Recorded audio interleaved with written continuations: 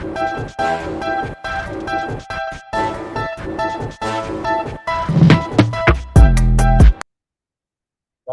भाइयों, सत श्री अकाल। कैसे हैं आप लोग सारे के सारे? तो आज फाइनली इंडिया मैच जीत गया है 434 रनों से।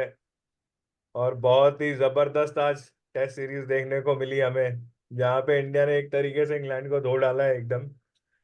तो चर्चा करते हैं उसी बारे में और जानते हैं विकल भाई के व्यूज को, और जानते हैं कि क्या और क्रिकेट की बातें हैं। तो बिना टाइम वेस्ट किए विकल भाई को बुलाते हैं। राम राम विकल भाई, कैसे हैं आप? राम राम, नमस्ते, सत श्री अकाल, hello and welcome all the viewers.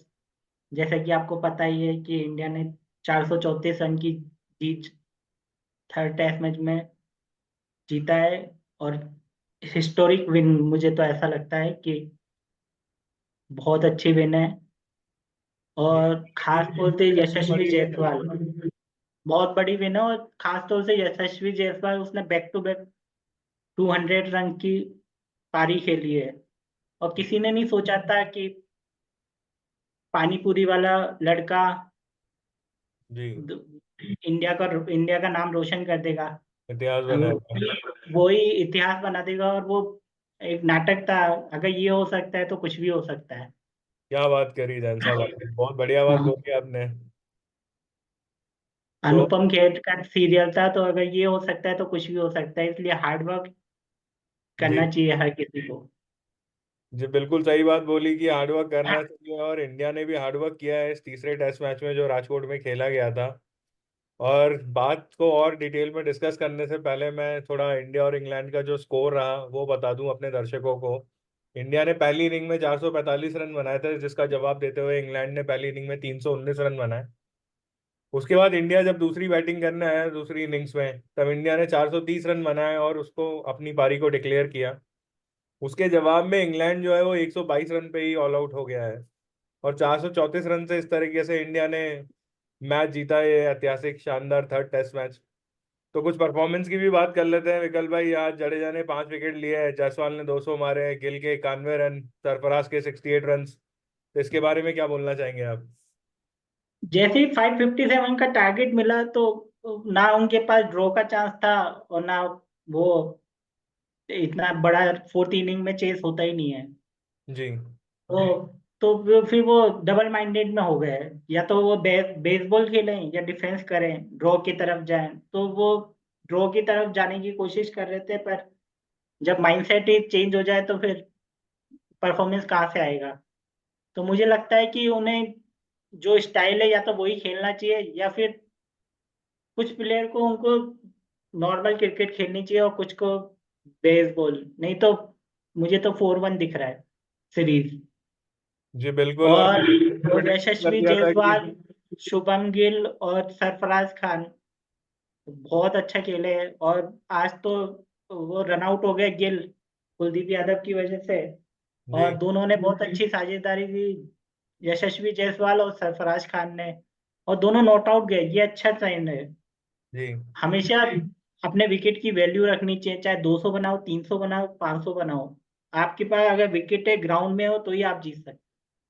जी। और जिस तरीके से हमने कल प्रेडिक्शन पहले ही कर दिया था कि आज इंग्लैंड पूरा ऑल आउट हो जाएगा और कल ही मैच खत्म हो जाएगा, तो चौथे दिन के एंड में होते होते ये सही में टेस्ट मैच खत्म हो गया और इंग्लैंड पूरी ऑल आउट हो गई। तो इसके बारे में क्या कहना चाहेंगे कि आपने कैसे सोचा, आपको कैसे मालूम हुआ कि कल ही आज के आज ही लाइक खेल खत्म हो जाएगा इंग्लैंड का? कुछ नहीं, नॉर्मल सी बात है, बेसबॉल नथिंग। बेसबॉल मतलब हाई रिस्क। जी, और जब हाई रिस्क होगी और जब प्रेशर पड़ेगा, तो वो ढेर होने ही होने हैं। ये जी, बेसबॉल ये सब ये कुछ नहीं है, ये बस ओनली हाई रिस्क गेम है। जी, आप खुला खेल रहे हो, इंटेंट ये कुछ नहीं, ये हाई रिस्क है। आपके जिस दिन लक होता है, पिच में अगर कुछ भी नहीं हो तो ये 500 भी जाता है।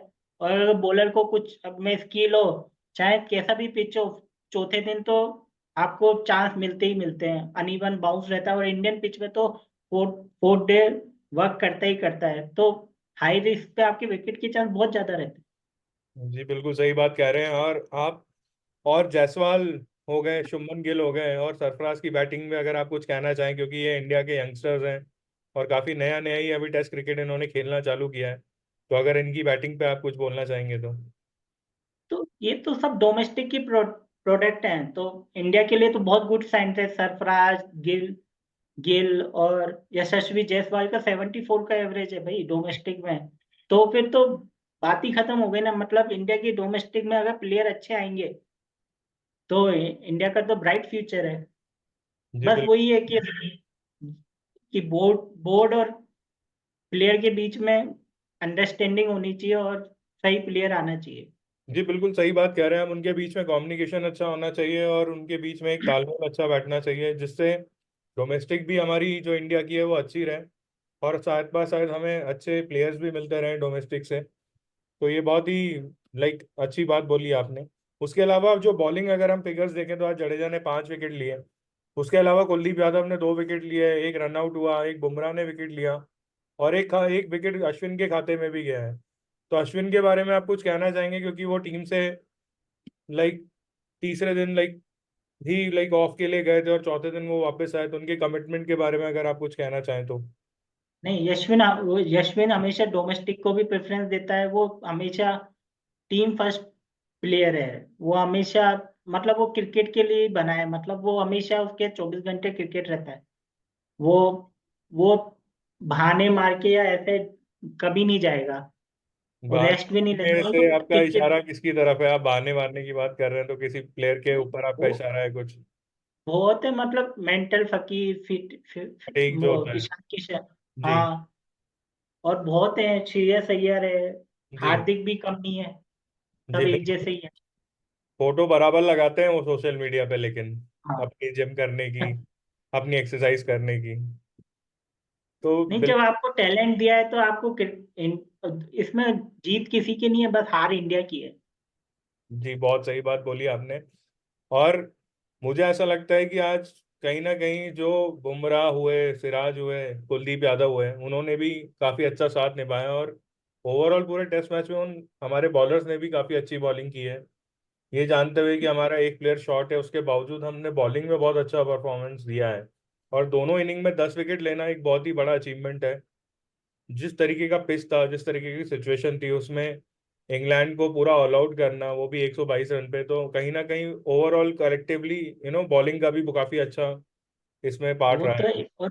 और पर उसमें प्रेशर का भी है। मैं 557 का टारगेट मिलेगा तो ढेर जी। होने ही है इंग्लैंड की टीम। और जडेजा का तो होम ग्राउंड था। जी।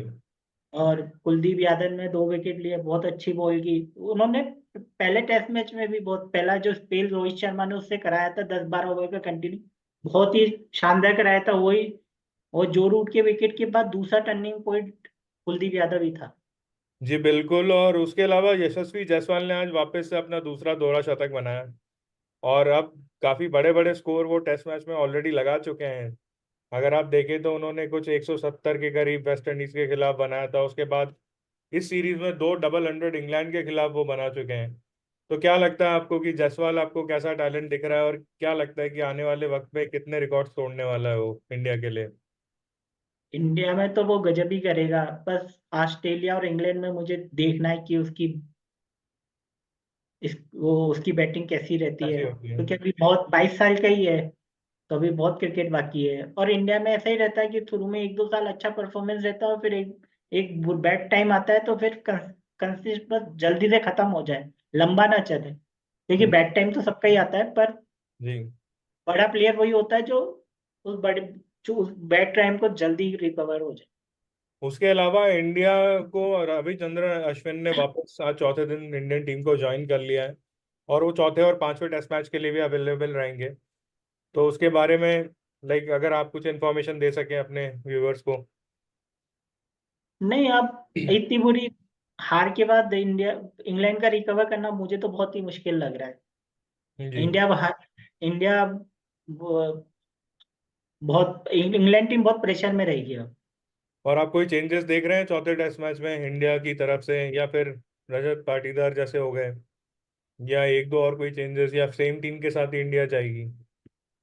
मेरे ख्याल से चेंजेस होने चाहिए, पर मैनेजमेंट मेरे ख्याल से एक और चांस देगी रजत पाटिल को। जी बिल्कुल। उसके अलावा कल पीएसएल में भी लाहौर कलंदर और इस्लामाबाद यूनाइटेड का मैच हुआ था, काफी अच्छा तगड़ा मैच, एक हाई स्कोरिंग मैच हुआ था जिसमें इस्लामाबाद यूनाइटेड ने लाहौर कलंदर को हराया। और आज अभी उनका लेटेस्ट में जो उनका मैच चल रहा है वो क्वेटा ग्लैडिएटर और पेशावर जल्मी का मैच चल रहा है, जहाँ पे क्वेटा ने 206 रन बनाए 20 ओवर में 5 विकेट खो के। और उसका चेस करते वक्त पेशावर जल्मी भी काफी अच्छी पोजीशन पे था, इनफैक्ट है भी। और 152 रन बना चुका है वो 16 ओवर में। तो अभी जो है वो 55 रन चाहिए 22 बॉलों पे। तो ये भी काफी एक इंटरेस्टिंग मैच है जो अभी पीएसएल में चल रहा है। तो क्या लगता है आपको आज हाँ, की टीम जीतने वाली है? बाबर और साई मयूर ने अच्छी पार्टनरशिप की थी, पर साई मयूर रन आउट हो गया। और जी। अभी लेटेस्ट स्कोर है 154 पे 4 है। जी। और रोबल पवन पोवेल खेल रहा पावल है, खेल रहे हैं, डैन मूसली खेल रहे हैं, जी बिल्कुल सही कह एंड रहे मोस्टली खेल रहे हैं। हैं। क्या लगता है फोर टारगेट फोर चेज हो जाएगा? मुझे नहीं लगता, नहीं क्योंकि लगता? ये इनको शुरुआत हमेशा अच्छी मिलती है, फिर बाद में ये प्रेशर में आ जाते हैं। और अब एक विकेट जाने के बाद फिर और ज्यादा प्रेशर हो जाए। तो मतलब ये मैच आपके हिसाब से क्वेटा ग्लैडिएटर को जीतना चाहिए? हाँ हाँ, गुड गुड। तो बहुत ही अच्छा प्रिडिक्शन, जैसे कि आपने लास्ट दिन भी दिया था इंग्लैंड और इंडिया के मैच में, वैसा ही देखते और हैं मैंने कि। लास्ट टाइम भी बोला था लाहौर कलेंडर को राशिद खान की कमी रहेगी, और बिल्कुल मैच में बिल्कुल वैसा ही हुआ।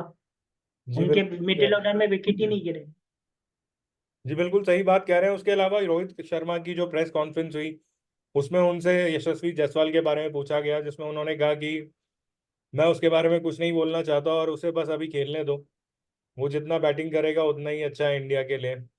उसके अलावा उनसे सरफराज खान की भी बात हुई, जिसमें भी उन्होंने कहा कि सरफराज खान को हम खुला खेलने देंगे और खुले मौके देंगे।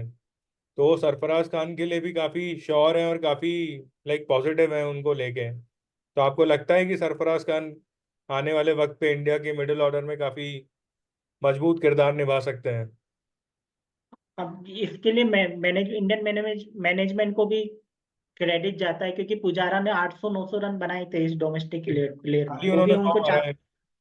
हाँ। जी। तो भी वो यंगस्टर के साथ गए। जी। तो आपको क्या लगता है कि पुजारा का चांसेस है? मुझे अब थोड़ा मुश्किल लग रहा है, क्योंकि इंडिया टेस्ट मैच जीत चुका है। अगर इंडिया टेस्ट मैच ये हार जाता तो हो सकता है कि हमें वापस पुराने प्लेयर्स को कॉल बैक करना पड़ता, बट अब जो कि सिचुएशन ऐसी बन चुकी है कि इंडिया टेस्ट मैच जीत चुका है, सरफराज ने परफॉर्म कर दिया है, जायसवाल गिल परफॉर्म कर रहे हैं, केएल राहुल भी हो सकता है नेक्स्ट टेस्ट मैच में इंडियन टीम को ज्वाइन कर लें। तो मुझे बहुत कम चांसेस लग रहे हैं पुजारा के कमबैक करने के, ऑल्दो वो ऑप्शन बुरा नहीं है। अगर आप चाहें तो उन्हें वापस बुला सकते हैं, फॉर्म में भी है।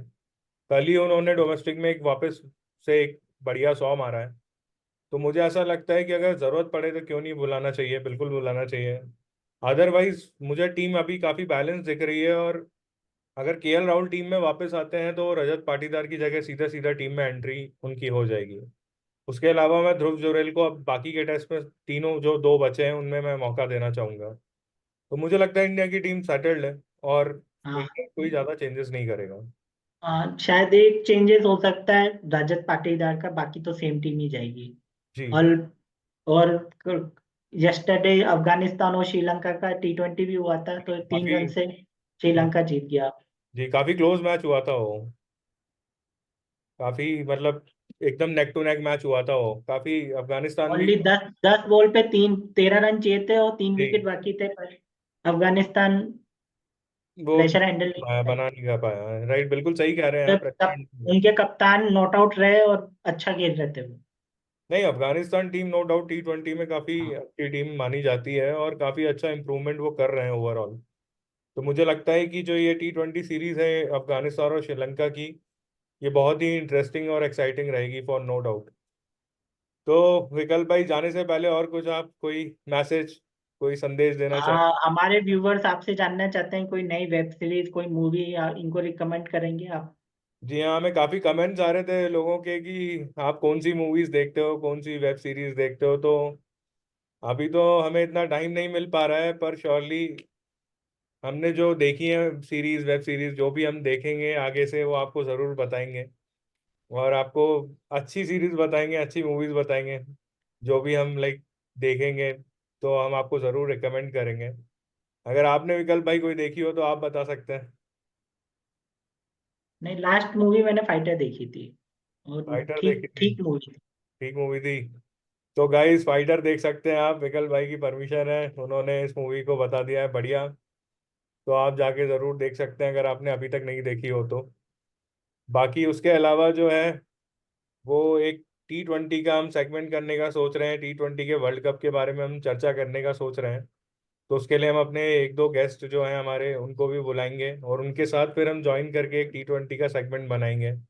तो बहुत जल्द आपको वो भी वीडियो देखने को मिलेगा, जो हम वर्ल्ड कप की एक टीम डिसाइड कर रहे हैं, हमारे हिसाब से क्या खेलनी चाहिए उस बारे में ही चर्चा करेंगे।